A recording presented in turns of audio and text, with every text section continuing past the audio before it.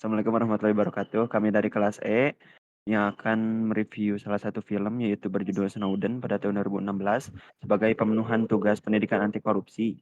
Sebelum ke review film, izinkan kami untuk memperkenalkan terlebih dahulu. Nama saya Arya Muhammad Pahlepi dengan ujung NPM 131 dari kelas E. Dan juga teman saya. Perkenalkan, nama saya Fadli Fajri Al-Habibi dari kelas E dengan ujung NPM 142. Lalu perkenalkan nama saya Kansara Sendria Aji dari kelas E dengan ujung NPM 132. Perkenalkan, nama saya Farel Fernandi Putra. Perkenalkan, nama saya Maurial Fariza Alban dengan ujung NPM 133 dan selanjutnya teman saya yaitu Rafa Ahza dengan ujung NPM 135 yang berhalangan hadir. Oke, selanjutnya perkenalkan saya Fahri Ridwan dan ujung NPM 140.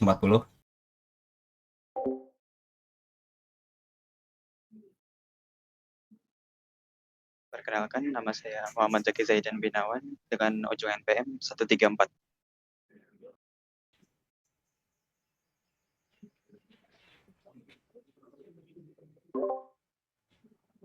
Selanjutnya ada Fatir. Fatir, silakan perkenalkan diri. Perkenalkan, nama saya Fatir Rizky Fadila, saya dari kelas E dengan ujung NPM 129. Terima kasih. Perkenalkan, nama saya Muhammad Omar Rizha Ramadan dengan ujung NPM 164. Perkenalkan, nama saya Farel Fernandi Putra Zaini dari kelas E dengan ujung NPM 138. Oke, terima kasih ya teman-teman. Kita langsung saja ke review film, yang mana film Snowden ini merupakan film yang mengangkat kisah Edward Snowden, yaitu seorang whistleblower yang membongkar pengawasan massal oleh NSA. Nah, untuk membuka pembahasan ini, saya merupakan moderator yang akan memandu awal sampai akhir review film ini. Sebelumnya saya ingin bertanya dulu kepada rekan-rekan semuanya, apakah semuanya sudah menonton? Sudah. Nah, syukur ya kalau memang sudah menonton. Nah, selanjutnya apa sih kesan pertama kalian terkait film yang sudah kalian tonton gitu? Baik, menurut saya film ini membuat saya sadar bahwa privasi kita bisa saja diakses dengan pemerintah tanpa kita sadari. Apakah ada yang setuju? Oh iya, saya setuju. Saya agak paranoid abis nonton film ini. Apa benar data kita semua diakses oleh pemerintah seperti itu?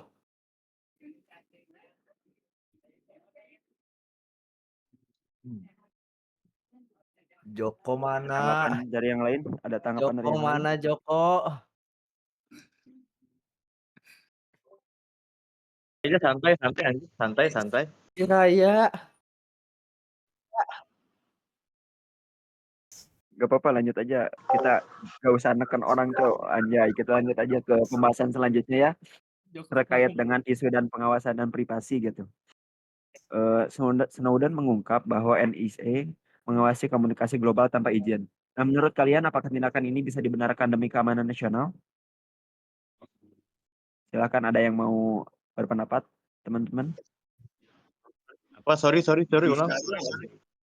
Kalau gitu mah, misalkan data kita ada di pemerintah kan demi keamanan sendiri gitu. Misal kita kayak diculik atau tiba-tiba hilang, tiba-tiba apa-apa, terus misal kita udah meninggal nih, terus tidak teridentifikasi gitu, muka, sidik jari gitu-gitunya. Kalau si data-data kita ada di pemerintah, bagus juga kata gua mah. Oh iya. Silakan, ada yang lain ada tanggapan nggak? Tapi ini kan tanpa izin. Bisa dipersalahgunakan nggak sih?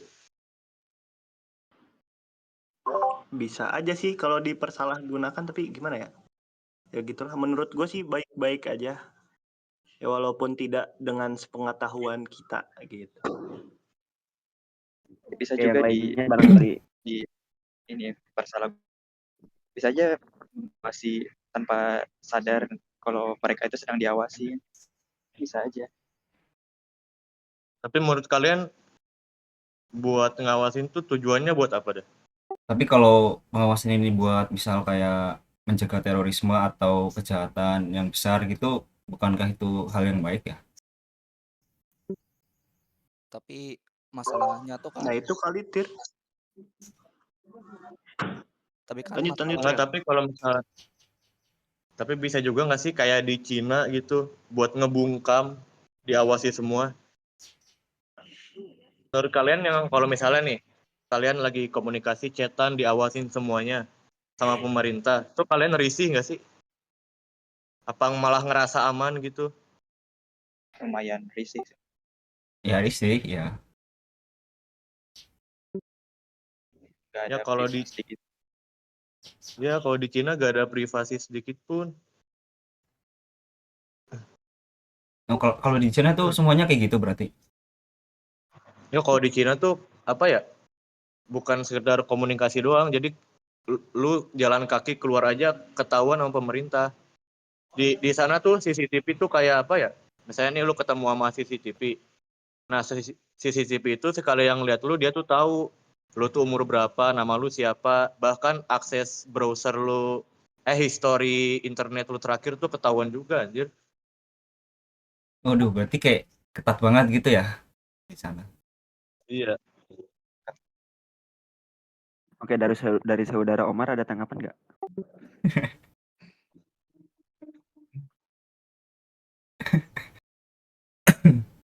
Oke, Eh, dirasa cukup. Ada, boleh silakan Omar. tapi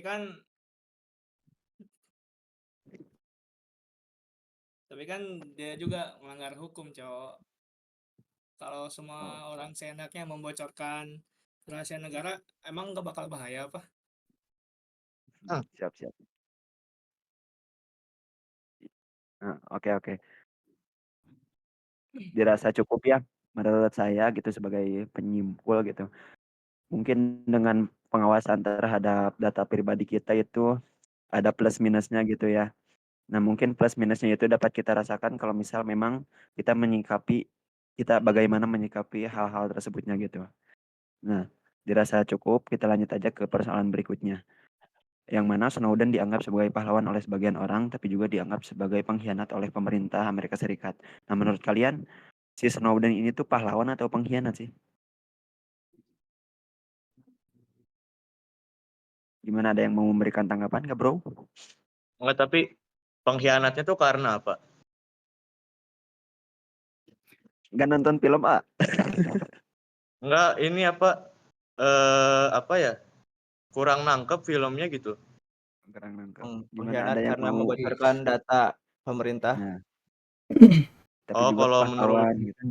kalau menurut gua pahlawan sih, soalnya kan itu kan tindakannya ilegal ya. Maksudnya Iya. ya ilegal kan. Ya pahlawan Iya. sih ilegal gitu. Terus dari yang lain? Ya mungkin memang Yang caranya yang ilegal salah. tindakan si pemerintah. Itu nih. Kita harus satu-satu dari Raya dulu, Ray. Sabar mah pada tadi. Nabrak terus. Oke, Raya udah ya. Padli.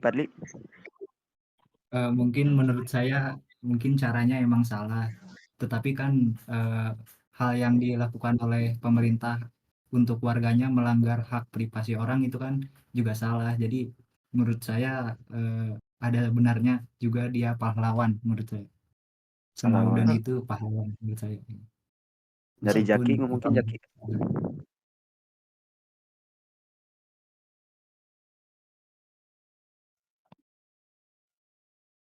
Zaki mau ngasih tanggapan atau next dulu?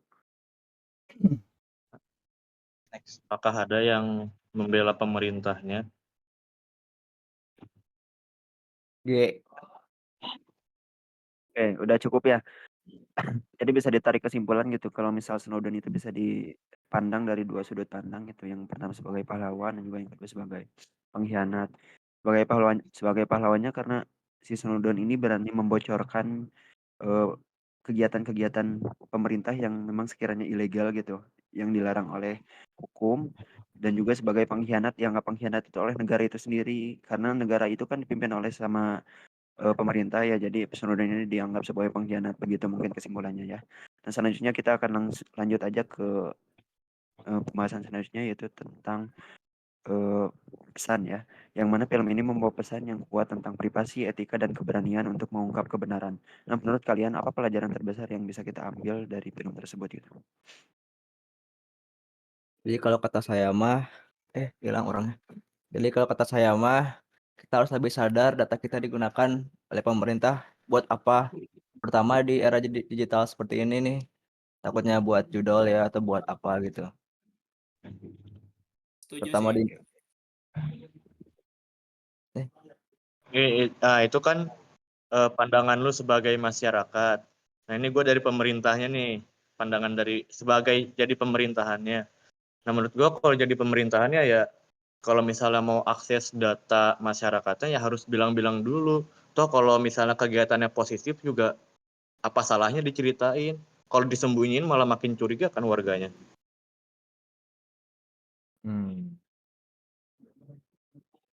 Tapi kan nggak semua di pemerintahan baik orangnya. Nah makanya malah makin curiga dong kalau gitu mah tuh. Aduh, Malah makin membuktikan Snowden tuh pahlawan. gimana sih ini? Rel diem mulu, Nah, Rel. dari yang lain ada Gimana, tanggapan Rel? nggak? Farel Kalau ada dari Farel. tanggapan saudara Farel? Eh, ya gue juga lihat gue juga lihat ini terkait sama korupsi juga sih. Snowden kan nunjukin gimana kekuasaan tuh tidak diawasi dan bisa disalahgunakan. Sama kayak kasus korupsi di mana pejabat juga menyalahgunakan wewenangnya. Ya setuju sih, soalnya transparansi harus itu penting ya. Jadi itu baik dalam pemerintahan maupun di sektor lain itu penting biar warga negaranya itu nggak curiga gitu. Iya, iya. Menurut Dari yang kalau oh ya udah. gimana Tir? Ada tanggapan lagi? Atau cukup? Enggak, ya udahlah. Udah. Dari yang lain ada tanggapan lagi? Cukup? Gue soalnya mau nanya bukan mau memberi tanggapan. Ya gak apa-apa. Coklat. Kita enjoy aja di diskusi ini. Oh, Cok. nah ini gue mau nanya sama kalian. Kalau hal yang kayak gitu di film Snowden tuh terjadi di Indonesia gimana? Kayaknya keburu mati nggak sih Snow? Iya. Hantap. Iya sih. Banyak Petrus di Indonesia. Nggak sampai ngelakuin aksinya langsung. Lu Petrus sama ya? Nggak bakal sejauh itu ya. Kayak Iya. teman-teman Paling izin setengah jalan menanggapi gitu. Izin menanggapi gitu ya. Menurut saya gitu kalau misal di Indonesia itu bakalan langsung mati gitu si Snowden gitu karena kebanyakan di Indonesia itu dipegang sepenuhnya kekuasaannya itu oleh pemerintah gitu. Jadi apa-apa menurut pemerintah aja gitu. Jadi kalau kata saya si Snowden akan langsung mati gitu kalau misal udah membobol situs meskipun membobol situsnya itu untuk kebenaran gitu. Oh, berarti kalau mati nanti masyarakat malah makin ngamuk anjir ke pemerintahannya. Ya nggak sih Ya malah tapi kan jadi revolusi pemerintah baru. iya sih benar cuman tapi kan Ya di harus balik itu berkorban dulu. pemerintah pasti punya taktik gitu biar nyembunyiin hal-hal baik yang biar dikira buruk oleh masyarakat gitu. Taktik Yahudi. Emang nyebelin. Iya emang nyebelin pemerintah Indonesia. Kabur dulu aja. Facecam Apa bang. mohon maaf. Facecam Pasti bang. Facecam bang. langsung pengalihan isu. Korupsi langsung. Peralihan isu. Kayak gimana? Udah cukup atau masih ada yang mau disampaikan? Tentunya sudah. Oke ya, terima kasih atas masukannya teman-teman. Banyak sekali pandangan yang mungkin berbeda-beda ya tiap orangnya. Tapi kita dapat menarik kesimpulannya bahwasannya film Snowden ini mengajarkan bahwa transparansi, etika dan kesadaran privasi itu sangat penting. Snowden mungkin kontroversial di satu sisi, tapi dia membuka mata kita terhadap isu yang sering diabaikan. Seperti itu ya. Jadi film Snowden ini punya plus minusnya lah gitu intinya. Nah, mungkin dirasa cukup untuk review film kali ini. Saya selaku moderator memohon maaf apabila ada penyampaian yang kurang berkenan, dan juga terima kasih atas perhatiannya, dan juga mohon maaf juga terkait dengan penyampaian kita masih banyak kurangnya gitu, masih banyak disconnected-nya dan juga masih banyak keributannya karena dirasa apabila penyampaiannya online gitu kurang efektif gitu ya. Jadi mohon maaf atas segala kesalahannya. Terima kasih. Wassalamualaikum warahmatullahi wabarakatuh. Waalaikumsalam. sorry Lanjut. sorry sorry